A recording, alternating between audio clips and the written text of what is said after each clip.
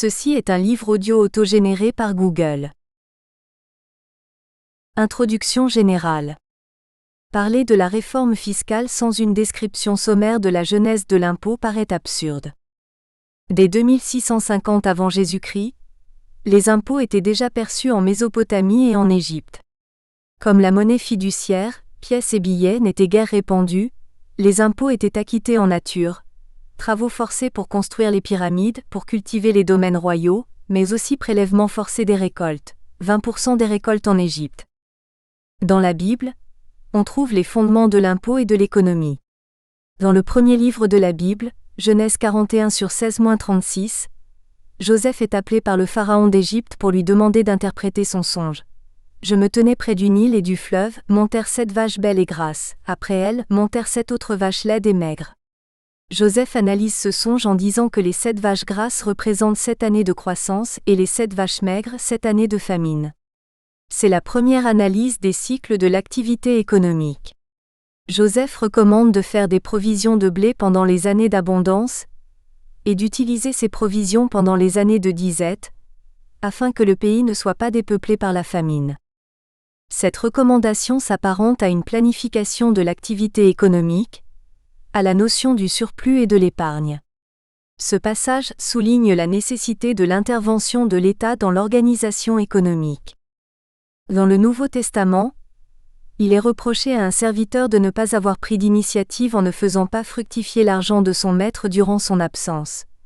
Serviteur mauvais et paresseux, il te fallait mettre mon argent chez les banquiers et à mon retour, j'aurais récupéré mon bien avec un intérêt. Matthieu 25/14-30. Ce passage de la Bible met l'accent sur la liberté individuelle, les mérites de l'initiative privée et le placement d'argent.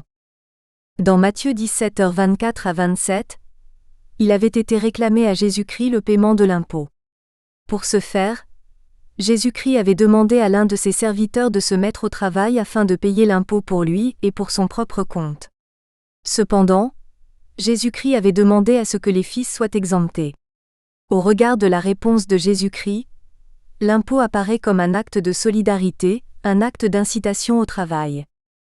Cette même réponse pose le fondement des exonérations dans les systèmes fiscaux. La Bible a fixé le taux de l'impôt à 10% des revenus, à travers la dîme.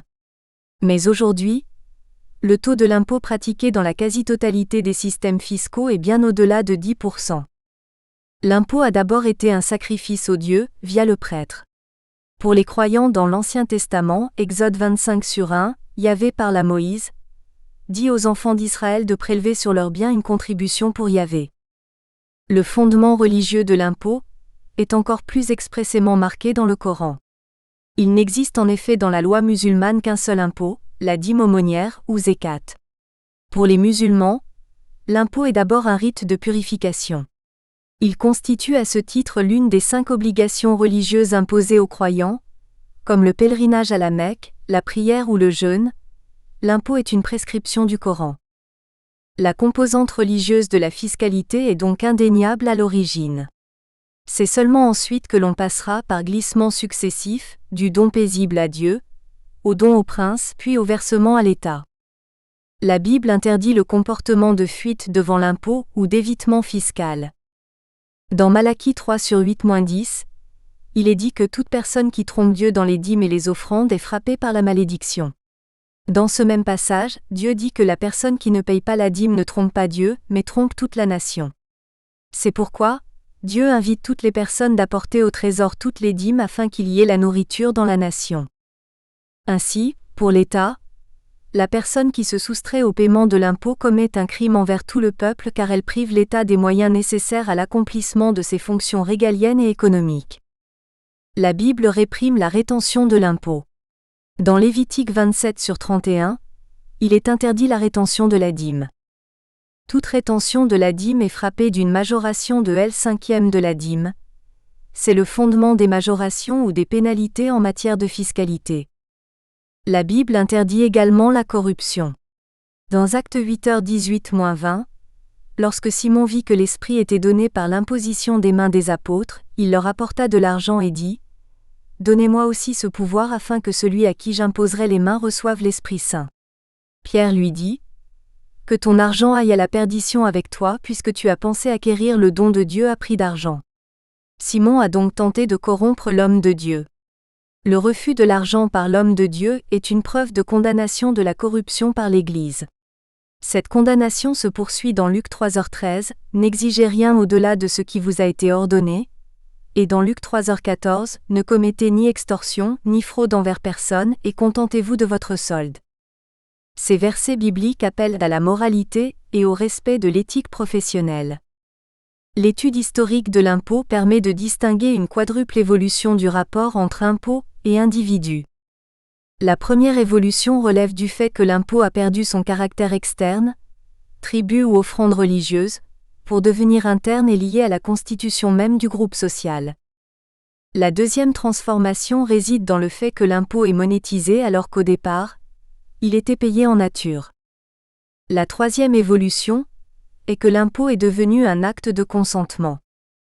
Enfin, la quatrième évolution est que l'impôt joue 4 rôles: allocation des ressources, stabilisation économique, redistribution des revenus, et la modification du comportement des agents par la mise en œuvre de l'incitation fiscale ou de prélèvements spécifiques qui visent à encourager les activités productrices d'externalités positives et à décourager celles qui provoquent des externalités négatives.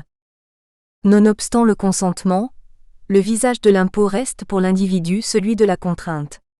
Toutefois, accepter de rétrocéder une partie de ses biens, c'est faire violence à ses désirs et à ses passions.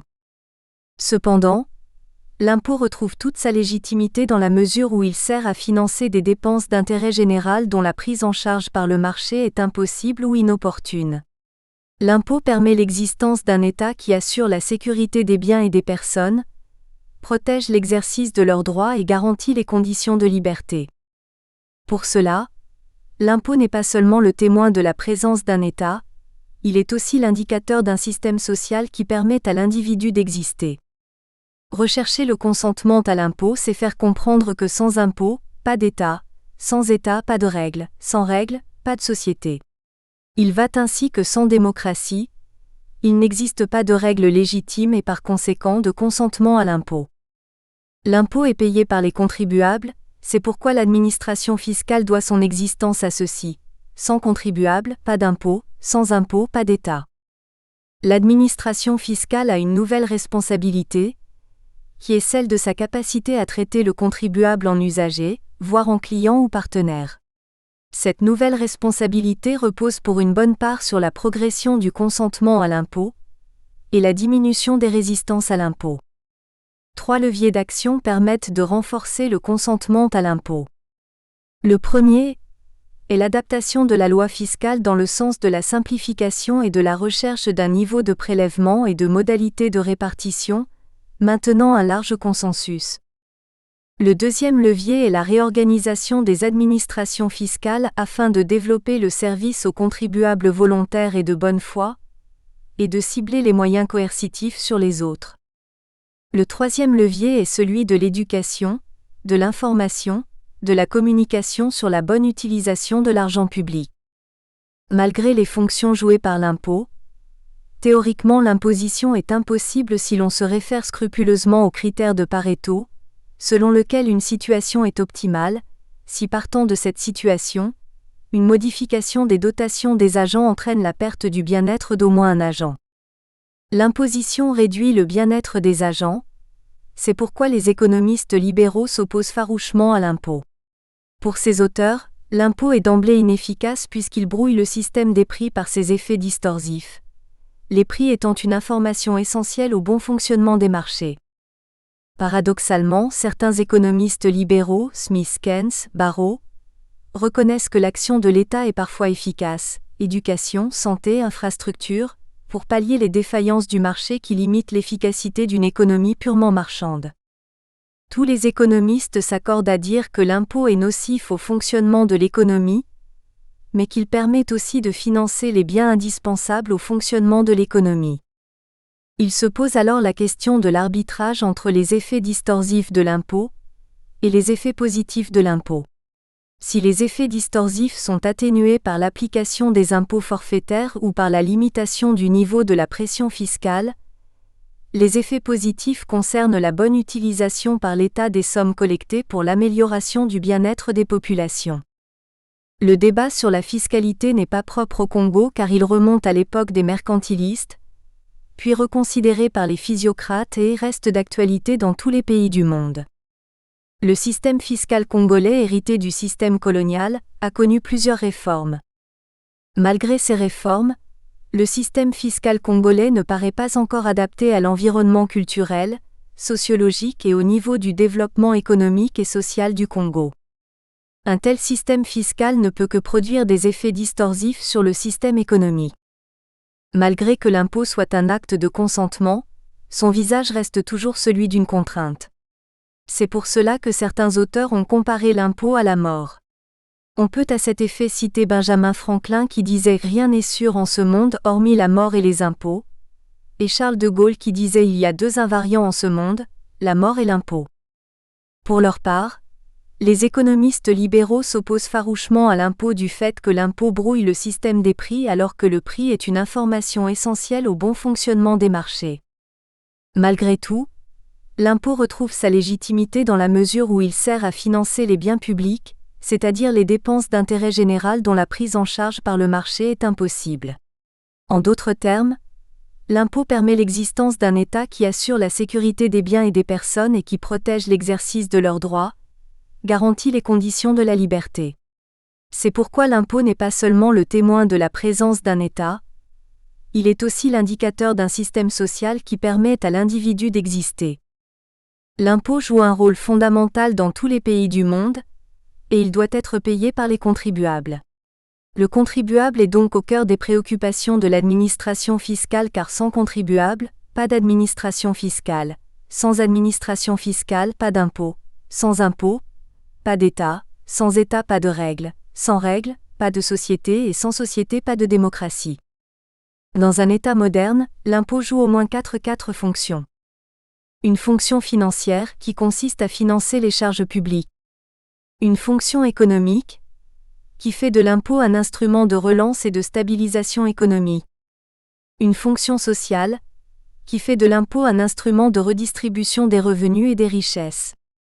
Enfin, une fonction de la préservation environnementale par la taxation des externalités négatives.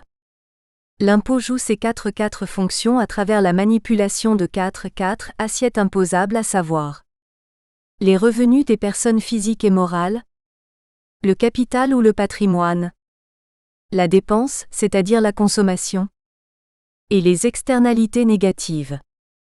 Un bon système fiscal n'est pas seulement celui qui rapporte plus d'argent à l'État, mais au-delà du critère du rendement, il doit également être simple, neutre, transparent, flexible, équitable. Un bon système fiscal est aussi celui qui est assis sur une assiette large au taux d'imposition faible. Pour réduire les taux d'imposition, il faut étendre la fiscalité là où elle n'est pas encore appliquée mais aussi éliminer la fraude et les injustices ainsi que passer un coup de rabot sur les niches fiscales. Enfin, un bon système fiscal est celui qui applique les taux élevés sur les assiettes moins mobiles géographiquement. Par le passé, l'organisation de l'administration fiscale ne constituait pas une préoccupation des autorités. C'est la raison pour laquelle les réformes fiscales n'étaient qu'une question de politique fiscale. Aujourd'hui, il est apparu qu'une organisation des services d'assiette qui n'est pas adaptée aux attentes des contribuables est source de tracasseries et de perte de temps pour le contribuable alors que le temps est une denrée rare. Si hier le consentement à l'impôt a été d'essence politique, aujourd'hui il est fondé sur les rapports de confiance mutuelle entre l'administration fiscale et les contribuables.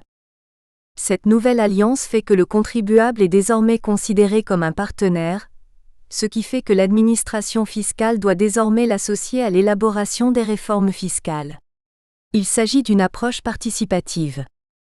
Comme le disait Colbert, notre art de prélever l'impôt consistera désormais à plumer l'oie sans que l'oiseau puisse crier, ce qui devra inéluctablement améliorer le climat des affaires au Congo en vue de faire face à la concurrence fiscale. Les modifications à apporter dans notre système fiscal doivent tenir compte des contraintes de la CEMAC, aux impératifs de la globalisation financière et de la modernisation de notre économie. Il s'agira aussi de tenir compte des indicateurs de Doing Business. En effet, selon Doing Business, le système fiscal congolais renferme un nombre important d'impôts, plusieurs échéances de déclaration et de paiement des impôts. Le changement des comportements des contribuables frauduleux et des inspecteurs des impôts véreux et corrompus devra également contribuer à l'amélioration du climat des affaires au Congo. Par ailleurs, les vides juridiques et l'obscurité de certaines dispositions fiscales du système fiscal congolais doivent être supprimés et ce, pour éviter les contentieux inutiles qui constituent une perte de temps aussi bien pour le contribuable que pour l'administration fiscale. Après ce contour, l'analyse économique de l'impôt paraît nécessaire au regard des problèmes qu'elle soulève. La première question soulevée par l'économie positive des systèmes fiscaux est l'analyse des effets économiques du prélèvement fiscal sur les comportements des agents et par là, sur l'équilibre du marché. Il s'agit de l'analyse de l'incidence de la modification de la fiscalité aussi bien en équilibre économique partiel qu'en équilibre général. En d'autres termes, il s'agit de l'analyse de l'effet de la ponction du revenu par l'impôt sur le système économique et sur le comportement des agents. Du point de vue d'un système économique, cette analyse concerne l'analyse des effets distorsifs de l'impôt sur le marché, généralement axée sur les variations des prix alors qu'elle aurait également pu se focaliser sur la comparaison des utilités des différents agents avant et après le changement intervenu dans la fiscalité, afin de fournir une réponse satisfaisante à la question relative à la répartition du fardeau de l'impôt entre les différents agents économiques. Une autre incidence de l'impôt est observée du fait que les agents économiques reportent sur d'autres la charge d'un impôt qu'ils doivent payer en manipulant les variables économiques qu'ils contrôlent, ce qui est source de distorsions économiques et en particulier dans le choix des agents. Les agents économiques disposent de 3 modalités principales de reporter l'impôt sur d'autres. La translation progressive ou en avant qui consiste à transférer l'impôt sur l'acheteur du produit, via l'augmentation du prix du bien. La translation régressive ou en arrière qui consiste à répercuter l'impôt sur les facteurs de production, capital ou travail. La translation oblique, qui consiste pour le contribuable légal à récupérer l'impôt sur l'acheteur d'un produit autre que le produit visé par le fisc. L'analyse des effets de translation soulève la question de savoir si celui qui signe le chèque ou qui paie l'impôt est celui qui supporte définitivement la charge de l'impôt.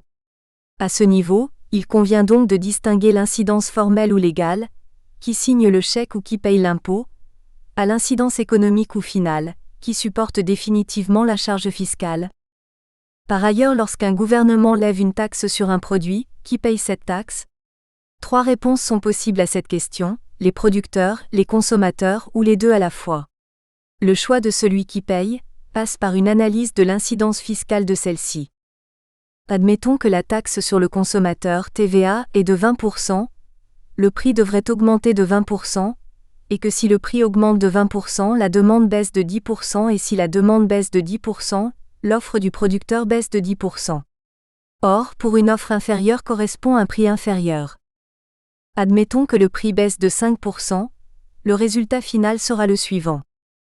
Sur les 20% de taxes, 15% sont payés par le consommateur et 5% par le producteur. La taxe de 20% entraîne une baisse de 10% de l'offre et de la demande. Sur un plan microéconomique, l'effet de la taxe est négatif sur l'activité privée, mais sur un plan macroéconomique, l'argent récupéré sur la taxe peut servir, s'il est bien utilisé, à créer d'autres richesses par l'État. Admettons que la taxe est sur le producteur et atteint 20% sur le produit. Son prix devrait augmenter de 20%. Si le prix augmente de 20%, la demande va baisser logiquement de 10% puisqu'il s'agit du même produit. Or, si la demande baisse de 10%, le producteur diminuera son offre de 10%, et comme pour une offre inférieure le prix est inférieur, le prix baissera de 5%. La conclusion est étonnante. L'incidence d'un même taux fiscal est identique, qu'il soit appliqué sur les consommateurs ou sur les producteurs. L'explication réside dans l'élasticité prix de la demande et l'élasticité prix de l'offre, qui sont toutes les deux constantes à court terme.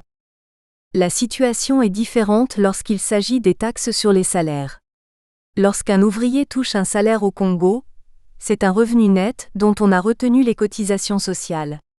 La Caisse nationale de sécurité sociale, CNSS, reçoit pour chaque salarié une part de contribution de l'employeur et une deuxième part du travailleur lui-même. Cette part peut parfois atteindre dans certains pays l'équivalent du salaire effectivement versé, soit la moitié du salaire brut. Cela déplace une partie des possibilités d'épargne des travailleurs vers l'État. La politique fiscale peut chercher à alléger la charge des cotisations sociales des entreprises ou celle des travailleurs, mais cela ne modifie pas la pression fiscale globale sur l'économie.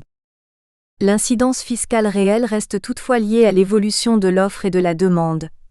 Une entreprise qui vend plus subit moins la pression fiscale si les taux d'imposition sont inchangés. De même, la meilleure façon de payer moins d'impôts, c'est de moins consommer. Quand un produit est taxé, qui en supporte le plus cette taxation, le producteur ou le consommateur ? La réponse à cette question se trouve du côté de l'élasticité relative de l'offre et de la demande. Considérons le cas où la taxe touche un marché où l'offre est très élastique, vendeur sensible au prix du bien et la demande rigide, acheteur peu sensible au prix. Dans ce cas, une augmentation du prix due à la taxe sera essentiellement supportée par les acheteurs et non par les vendeurs. Considérons le cas inverse où la taxe touche un marché où l'offre est très rigide, vendeur peu sensible au prix et la demande élastique, acheteur très sensible au prix. Dans ce cas, une augmentation du prix due à la taxe sera essentiellement supportée par les vendeurs et non par les acheteurs. En fin de compte, la charge fiscale est toujours supportée par le partenaire économique qui présente l'élasticité prix la plus faible. En effet, une élasticité faible signifie une marge de manœuvre étroite et donc une absence d'alternative. Donc, c'est le côté du marché qui a le moins d'alternatives qui supporte l'essentiel de la charge fiscale. Une autre question soulevée par l'incidence fiscale renvoie au comportement de fuite devant l'impôt, ou les comportements d'évitement fiscal, la fraude fiscale, l'évasion fiscale et l'optimisation fiscale. Dans le cas d'espèce, l'incidence résulte du comportement des agents économiques face au niveau du prélèvement de l'impôt. En s'appuyant sur une approche microéconomique, on considère que l'individu cherche à maximiser son utilité, sous contrainte, en fonction de deux activités, à savoir la consommation et le repos. Le repos étant appelé loisir par les économistes, correspond à toutes les activités hors travail telles que regarder la télévision, lire un journal, rendre visite à un ami, aller au cinéma, aller au stade de football, etc. Par hypothèse, le loisir est censé consommer une seule ressource, le temps. La consommation renvoie à l'achat de biens par l'argent qui est supposé obtenu par un seul moyen, qui est le travail rémunéré. La consommation s'appuie donc sur une seule ressource, le travail qui est fonction du temps. En conséquence, un agent ne peut pas en même temps travailler et profiter du loisir. Ainsi, pour maximiser son bonheur, son bien-être, ce que les économistes appellent utilité, l'individu doit donc arbitrer entre travail et loisir, c'est-à-dire partager son temps entre temps de travail et temps de loisir. L'affaire a agrémenté son modèle, quoique caricatural, par trois concepts: l'effet revenu, l'effet substitution et le coût d'opportunité. L'effet revenu résulte du fait que, suite à une imposition accrue, les agents économiques cherchent à maintenir le niveau de leurs revenus par l'augmentation des heures de travail afin de maintenir leur niveau de consommation. L'effet substitution est la préférence de se reposer, plutôt que de travailler. Le coût d'opportunité apparaît comme l'unité de mesure de l'arbitrage entre travail et repos, car le coût d'opportunité d'un bien désigne ce à quoi un agent est prêt à renoncer pour obtenir ce bien. Ainsi, le coût d'opportunité du travail correspond au loisir. Une heure de travail supplémentaire signifie renoncer à une heure de loisir. Le coût d'opportunité du travail est donc le prix d'une heure de loisir. En fin de compte, l'analyse de l'incidence fiscale renvoie à la question de la fiscalité optimale, qui se résume en l'arbitrage entre efficacité et équité. L'économie normative précise les critères qui permettent de définir un système fiscal optimal. La fiscalité optimale, c'est-à-dire la meilleure, la plus efficace, est celle qui minimise les pertes en réalisant les objectifs redistributifs, Mirlet, 1971. Montrer l'existence d'une fiscalité optimale revient à trouver la combinaison de bons impôts qui maximise l'efficacité économique, tout en garantissant l'équité. La question de l'existence d'une fiscalité optimale se pose à un double niveau. Théorique. Peut-on trouver théoriquement une fonction objective d'imposition telle que l'a spécifié Mirlet? Pratique. Existe-t-il empiriquement des systèmes fiscaux qui satisfont les citoyens et maximisent la croissance économique? Ce dilemme amène nécessairement la réforme fiscale pour faire coïncider la théorie et la pratique. Puisqu'il est acquis que les impôts en usage sont non forfaitaires, ils nuisent donc à l'efficacité de l'économie. Il se pose dès lors la question du choix d'un système fiscal optimal. Cette question est à l'origine de plusieurs formulations, partant des auteurs classiques à bien d'autres auteurs. L'équité, quant à elle, renvoie à la redistribution fiscale qui, par la concurrence et le marché, permet d'obtenir un optimum au sens de Pareto. En pratique, cela revient à dire qu'un gouvernement peut déterminer l'optimum de Pareto qu'il préfère, réaliser les transferts nécessaires, impôts et prestations, puis laisser le marché jouer son rôle afin d'obtenir un équilibre concurrentiel au sens de Pareto. Selon la théorie économique, il existe de multiples équilibres qui sont efficaces au sens de Pareto, ainsi le gouvernement devra choisir un seul équilibre à travers son action politique. L'atteinte d'un tel équilibre paraît difficile, car de façon générale, il a été constaté que les politiques économiques mises en œuvre dans la quasi-totalité des pays ont été pour la plupart vouées à l'échec et ce, en dépit de la gouvernance des économies par les regroupements économiques et monétaires, ainsi que par les institutions de Bretton Woods. À ce constat, s'est ajouté celui de l'existence et de l'ampleur croissante de la corruption, de la fraude et de l'évasion fiscale dans les économies des pays développés tout comme des pays sous-développés. Ce double constat ne peut qu'avoir les répercussions sur les recettes fiscales et les performances économiques des pays. La problématique de la corruption, de la fraude et de l'évasion fiscale soulève des préoccupations économiques majeures telles que le dysfonctionnement du marché, la rationalité des acteurs, l'efficience ou l'inefficience dans l'allocation des ressources, l'estimation des pertes de ressources publiques et son incidence sur la croissance, l'attractivité des investissements, etc.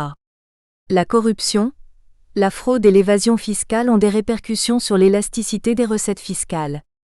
À législation constante, pas de changement discrétionnaire du système fiscal. En suivant l'évolution des recettes fiscales d'une année sur l'autre, on peut obtenir trois types d'élasticité autonome résultant du fait de l'élargissement de l'assiette de remplacement. En effet, l'élasticité peut être 1 égale 1, 2 plus grand que 1, 2 plus petit que 1. Si 1 égale 1, il est supposé que l'augmentation ou la baisse des recettes fiscales est proportionnelle à celle de l'assiette de remplacement. Dans ces conditions, deux hypothèses peuvent être émises. La variation des effets distorsifs a été proportionnelle à celle de l'assiette. Les effets distorsifs ne sont pas significatifs dans cette économie. Ainsi, à législation constante, la variation des recettes est proportionnelle à celle de l'assiette de remplacement. Il s'agit d'une situation idéale, qui est rarement obtenue dans la pratique. Si 2 plus grand que 1, le système fiscal est élastique. À cet effet, l'augmentation des recettes fiscales est supérieure à celle de l'assiette de remplacement. La législation étant inchangée, ce résultat serait imputable à l'effort des services fiscaux. Le degré de cet effort des services se mesure ainsi qu'il suit, 2 à 1. Si 3 plus petit que 1, on déduit que le système fiscal est frappé par les effets distorsifs de la fiscalité. L'ampleur de cette corruption qui affecte le système fiscal s'obtient par l'expression suivante, 1 de 3. Cette expression permet de mesurer les effets distorsifs dans un système fiscal. Au regard des effets distorsifs de la fiscalité, il est crucial de réformer le système fiscal et l'administration fiscale afin de réduire le niveau de ces effets. La question sur l'optimalité des systèmes fiscaux semble dépassée. La préoccupation actuelle des administrations fiscales se pose en termes de comment maximiser les recettes fiscales pour subvenir aux besoins des populations.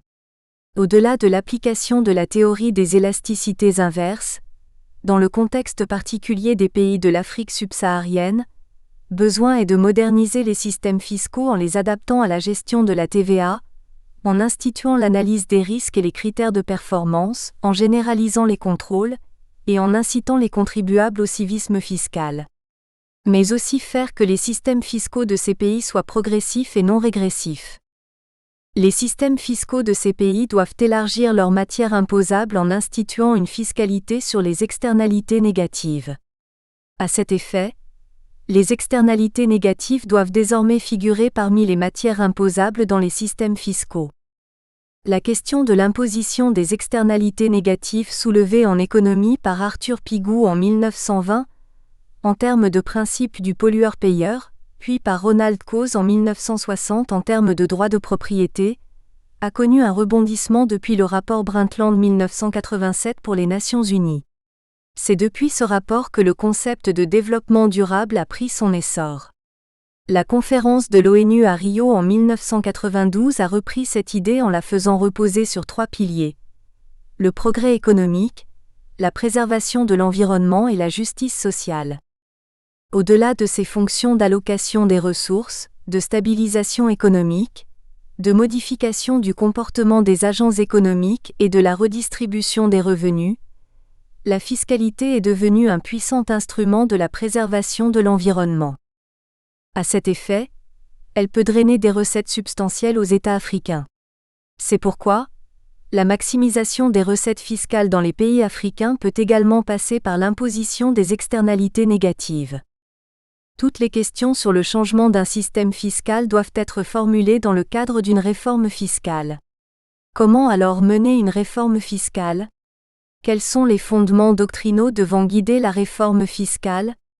Quelle est la combinaison de bons impôts qui maximise l'efficacité économique tout en garantissant l'équité ? Comment trouver théoriquement une fonction objective d'imposition qui minimise les pertes tout en réalisant des objectifs redistributifs ? Existe-t-il empiriquement des systèmes fiscaux qui satisfont les citoyens et maximisent la croissance économique ? Comment obtenir l'imposition la plus efficace en conciliant des intérêts divers et opposés ? Comment rendre cohérent le système fiscal compte tenu d'objectifs disparates ? Comment manager une administration fiscale pour améliorer son rendement ? Autant de questions pertinentes sont possibles. Signalons tout de même que toute réforme fiscale potentielle se heurte d'emblée à 3 difficultés majeures. L'inertie de l'existant en vertu du principe selon lequel un bon impôt est un vieil impôt. La courbe en J de toute réforme car une réforme n'est efficace qu'à long terme. En effet, toute réforme coûte à court terme. Le théorème de l'impossibilité démocratique car selon Arrow, les seules procédures systématiques qui maximisent le bien-être collectif sont les procédures dictatoriales. Malgré ces 3 difficultés, les théoriciens de la fiscalité optimale ont montré que, partant d'une situation non efficace, il existerait toujours au moins une réforme fiscale Pareto améliorante.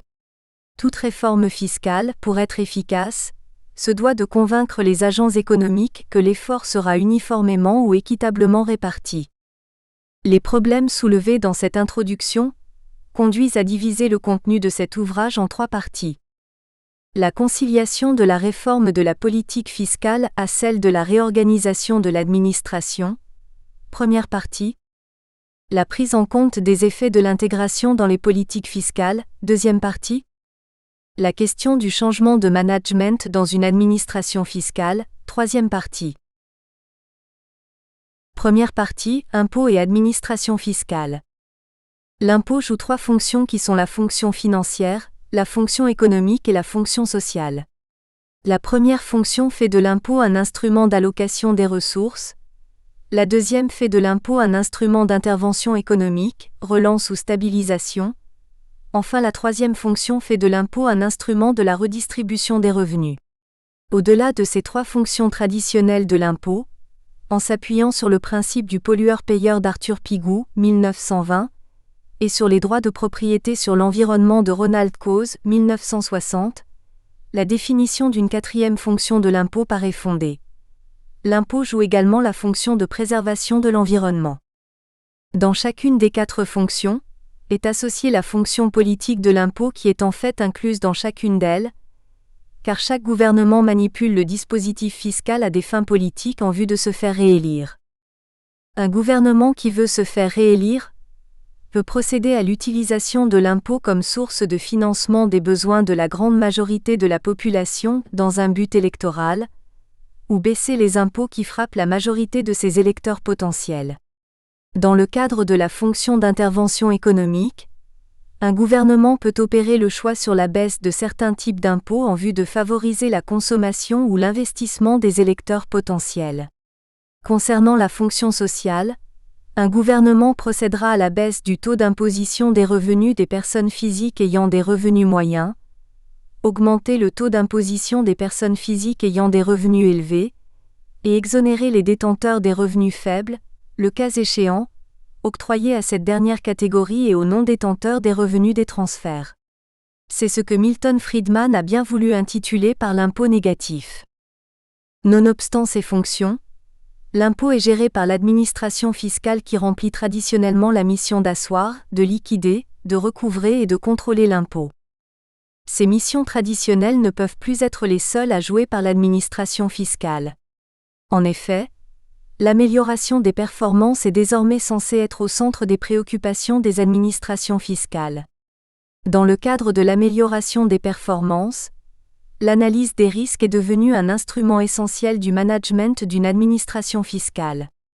C'est dans ce contexte que la conciliation de l'organisation d'une administration fiscale avec la gestion d'un système fiscal est devenue un impératif. Cette première partie comprend 2 chapitres. Le premier fait la conciliation entre les réformes et l'administration fiscale. Le deuxième analyse les réformes de l'impôt sur les revenus des personnes physiques. Chapitre 1 Réforme et administration fiscale. La réforme d'un système fiscal ne peut plus se concevoir sans celle de l'administration fiscale, gestionnaire du dit système fiscal. L'idéal serait de faire adapter l'administration fiscale à l'environnement économique, social, sociologique, culturel et juridique du pays concerné par la réforme fiscale et ce, par la modification de la structure fiscale, de l'assiette, des règles de liquidation, des procédures de contrôle et de recouvrement des impôts constitutifs de son système fiscal. Les points constitutifs de ce chapitre sont le bien-fondé d'une réforme fiscale, les fondements des réformes en matière d'administration fiscale, l'administration fiscale et le secteur informel. Section 1. Pourquoi les réformes fiscales ? Pour procéder à une réforme fiscale, un état des lieux est préalablement nécessaire. Le constat résultant de cet état des lieux permet de dégager les principales orientations de la réforme. C'est pourquoi dans le contexte général des réformes engagées dans les pays en développement, un état des lieux sommaire fait l'objet du paragraphe qui suit. 1.1. Un état des lieux sommaire des systèmes fiscaux. Plusieurs travaux sur les systèmes fiscaux des pays en développement ont révélé que l'assiette effective des différents impôts ne représente qu'une petite fraction de la matière imposable. La TVA par exemple frappe moins de 50% de l'assiette potentielle, qui est la consommation finale. L'assiette effective de l'impôt sur le revenu ne représente que 20% de la matière imposable. Cette faible couverture de l'assiette imposable s'explique par les caractéristiques particulières des pays en développement, dualité des secteurs formels et informels, des secteurs modernes et traditionnels, faible revenu par tête, la corruption, l'évasion et la fraude fiscale. Il convient d'ajouter également la complexité des systèmes fiscaux et des taux marginaux élevés. Ces derniers facteurs ont un effet de dissuasion sur les agents économiques et suscitent le développement des activités clandestines. L'effet final de ces facteurs est le faible rendement des recettes fiscales. Obtenir des recettes fiscales suffisantes et une plus grande efficacité économique est le défi fiscal que les administrations fiscales des pays en développement doivent relever. Pour y parvenir, besoin est d'adapter la fiscalité à l'environnement économique, culturel, social et politique de chaque pays. Il s'agit de rendre la fiscalité plus large et la faire pénétrer dans les zones où elle est absente au moyen d'une réforme. La nécessité de mobiliser plus de recettes pour financer le développement a été et demeure toujours la principale cause de la réforme fiscale dans les pays en développement. C'est ce qui conduit généralement à la recherche des déterminants des recettes fiscales. Partant de cet enjeu, le nombre d'études consacrées aux déterminants des recettes fiscales dans les pays en développement est impressionnant. Au cours des dernières décennies du XXe siècle, Les économistes se sont attachés à classifier et identifier les facteurs qui déterminent le rapport qui peut ou pourrait s'établir dans un pays en développement, entre les recettes fiscales, R, et le revenu national, PIB. Quelques-uns de ces éléments déterminants sont de nature statistique. C'est pourquoi nombre d'analystes se sont efforcés d'établir une relation entre le coefficient fiscal et ces diverses variables supposées indépendantes. Au nombre des variables retenues pour ce type d'analyse, on peut citer le niveau de revenu par habitant, souvent considéré comme représentatif du degré de développement économique, le degré d'urbanisation du pays, le degré d'alphabétisation, le degré de monétisation de l'économie, les ratios exportation PIB et importation PIB, degré d'ouverture, la part des industries extractives et de l'agriculture dans le produit intérieur brut, la taille du pays, ainsi que divers aspects structurels de l'économie. Ces facteurs jouent un rôle important dans la détermination de l'assiette de l'impôt, ou des instruments fiscaux dont peuvent se servir les gouvernements pour obtenir les recettes dont ils ont besoin. Certaines analyses statistiques récentes retiennent également, au nombre des variables indépendantes, le niveau des dépenses publiques, car ces analyses se fondent sur l'hypothèse que les pays en développement n'utiliseront vraiment leur capacité d'imposition qu'en fonction de leurs besoins de recettes fiscales, lequel dépend du volume des dépenses que le pays désire entreprendre et depuis quelques années, de la charge du service de la dette publique, intérieure et extérieure qui s'est accumulée au fil des ans. Outre les facteurs de nature statistique, il existe également des éléments déterminants d'ordre institutionnel ou social. Une bonne partie des études qui ne portent pas sur les éléments d'ordre statistique ont fait entrer en ligne de compte des considérations telles que la qualité de l'administration fiscale, l'honnêteté des contribuables, le degré de corruption des percepteurs, la répartition des revenus dans le pays, l'attitude des citoyens à l'égard de l'État, le régime politique, etc. Nombre de ces facteurs ne se prêtent pas à une évaluation chiffrée, mais on estime qu'ils se déterminent dans une large mesure si, en définitive, le ratio recette fiscale-revenu national sera faible ou élevé. Par ailleurs, un certain nombre d'études ont fait ressortir l'importance des facteurs qui relèvent d'un choix de politique économique. Ces facteurs sont notamment le recours à différents types d'impôts et taxes. Est-ce que, par exemple, tel pays applique ou non une taxe à la valeur ajoutée, le nombre de taxes et impôts en vigueur dans le pays, le niveau des taux d'imposition, les exonérations et les déductions applicables, le recours à des encouragements fiscaux, les dépenses fiscales en général, etc. De nombreuses études ont montré que dans bien des cas, l'assiette effective de l'impôt ne représente qu'une petite fraction de la matière imposable. Dans de nombreux pays, la TVA frappe moins de 50% de l'assiette potentielle. Les chiffres sont encore plus élevés dans le cas de l'impôt sur le revenu, dont l'assiette effective ne représente parfois que 10 ou 20% de la matière imposable, et dans le cas des droits à l'importation ou du fait non seulement des diverses exonérations et de la contrebande, mais aussi du volume important d'importations effectuées en franchise par le secteur public lui-même, la matière imposable est minime au regard de ce qu'elle devrait être. Hormis les déterminants évoqués, le civisme fiscal paraît aussi un déterminant important dans les systèmes fiscaux des pays en développement. Le niveau de civisme fiscal influe fortement sur le rendement des systèmes fiscaux. Il est important de signaler qu'il est apparu un nouveau civisme fiscal qui est fondé sur le déplacement du consentement à l'impôt du cadre parlementaire vers le cadre administratif, plus précisément la Direction générale des impôts et des domaines. En effet, à l'origine, le consentement à l'impôt était d'essence politique, les citoyens décidaient de la charge fiscale par le biais de leurs représentants élus. Il s'agit de l'ancienne alliance du citoyen et de l'impôt. La nouvelle alliance est fondée sur la place centrale de l'administration dans l'accomplissement volontaire par les citoyens de leurs obligations fiscales.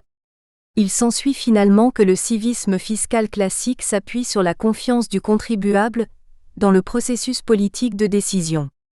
Le nouveau civisme fiscal procède quant à lui sur les rapports de confiance mutuelle entre les contribuables et l'administration fiscale. Le sens de l'impôt a évolué du fait qu'il apparaît de plus en plus comme le prix d'un service rendu par l'État aux usagers des services publics. En d'autres termes, L'impôt est devenu comme un prix à payer à la fonction régalienne de l'État. C'est dans ce contexte que l'administration fiscale a elle-même changé d'attitude vis-à-vis des contribuables, et considère ces derniers comme étant des partenaires ou des usagers.